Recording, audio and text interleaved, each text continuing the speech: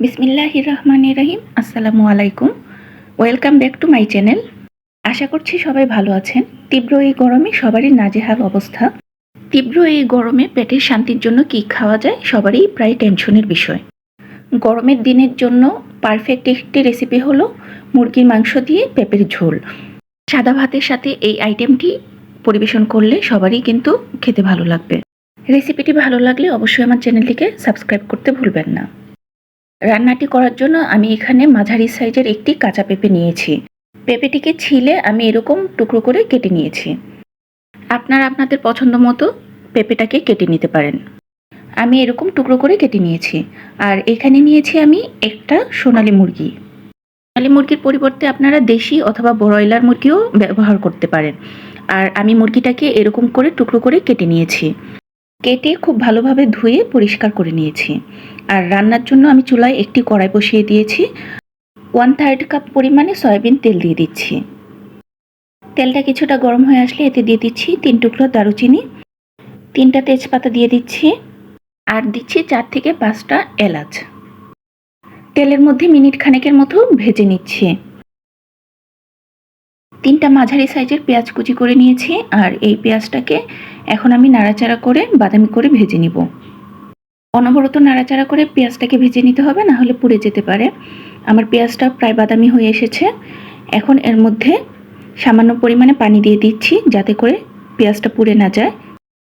2 table চামচ পরিমাণে আদা বাটা দিচ্ছি আর 1.5 টেবিল চামচ পরিমাণে রসুন বাটা দিচ্ছি। বাটা মশলাগুলোকে আমি তেলের মধ্যে কিছুক্ষণ ভেজে নিব।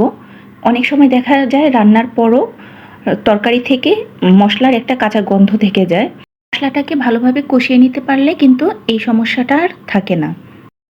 এখন আমি গুঁড়া মশলা দিয়ে দিচ্ছি। 1.5 চা চামচ পরিমাণে আমি হলুদ গুঁড়া দিচ্ছি, 2 চা চামচ পরিমাণে আমি মরিচের গুঁড়া দিচ্ছি, 1 চা চামচ পরিমাণে দিচ্ছি ধনিয়ার গুঁড়া, আর 1 চা চামচের থেকে কিছুটা কম পরিমাণে দিয়ে দিচ্ছি জিরার গুঁড়া।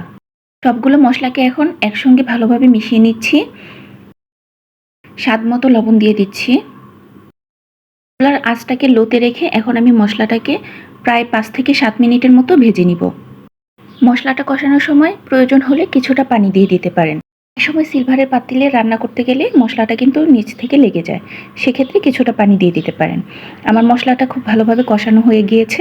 এখন এর মধ্যে ধুয়ে রাখা মুরগির মাংসগুলোকে দিয়ে দিচ্ছি। মাংসটা দেওয়া হয়ে গেলে খুব ভালোভাবে মশলাটার সাথে মাংসটাকে মিশিয়ে নিচ্ছি। আমি এরকমভাবে 4 থেকে 5 মিনিট মাংসটাকে ভেজে নিব। মাংসটা কিন্তু হালকা সাদা সাদা একটা কালার চলে এসেছে, তার মানে মাংসটা ভাজা হয়ে গিয়েছে। এখন আমি মাংসটাকে 5 মিনিটের মতো ঢেকে রান্না করে নিব। এই সময়টাতে আমি চুলার আঁচটাকে মিডিয়ামে রাখছি। 5 মিনিট পর আমি ঢাকনাটাকে তুলে নিচ্ছি। এরই মধ্যে তেলটাও ছেড়ে এসেছে, তার মানে মাংসটা খুব ভালোভাবে কষানো হয়ে গিয়েছে। এখন আমি হালকা হাতে নাড়াচাড়া করে নিচ্ছি। আর এখন এর মধ্যে দিয়ে দিচ্ছি কেটে ধুয়ে রাখা পেঁপের টুকরোগুলোকে। আপনারা চাইলে এখানে পেঁপের সঙ্গে কিছু আলুও দিতে পারেন। নাড়াচাড়া করে মুরগির সঙ্গে পেঁপেটাকে মিশিয়ে নিচ্ছি যাতে করে পেঁপের গায়ে পুরো মশলাটা লেগে যায়। খুব ভালোভাবে মশলাটা মিশানো হয়ে গেলে এখন ঢেকে দিচ্ছি আরও 5 মিনিটের জন্য। চুলার আঁচটাকে এ পর্যায়েও মিডিয়ামে রাখতে হবে। 5 মিনিট পর আমি ঢাকনাটাকে সরিয়ে নিয়েছি। আর এখন হালকা হাতে নাড়াচাড়া করে নিচ্ছি। আর এর মধ্যে দিয়ে দিচ্ছি ঝোল। ঝোলের জন্য এখানে আমি 1 কাপের 1.5 কাপ পরিমাণে পানি দিয়ে দিচ্ছি। আপনারা ঝোলের ঘনত্ব যেরকম খেতে চান সেই অনুযায়ী পানিটাকে দিতে পারেন। পেঁপের পাতলা ঝোল খেতে চাইলে পানিটাকে আরেকটু বাড়িয়ে দিতে পারেন। আর ঝোলটাকে বেশি পাতলা করতে না চাইলে এই পরিমাণে পানি দিলেই চলবে। ঢাকনা দিয়ে ঢেকে দিচ্ছি। কিছুক্ষণ পর ঢাকনাটিকে তুলে নিলাম।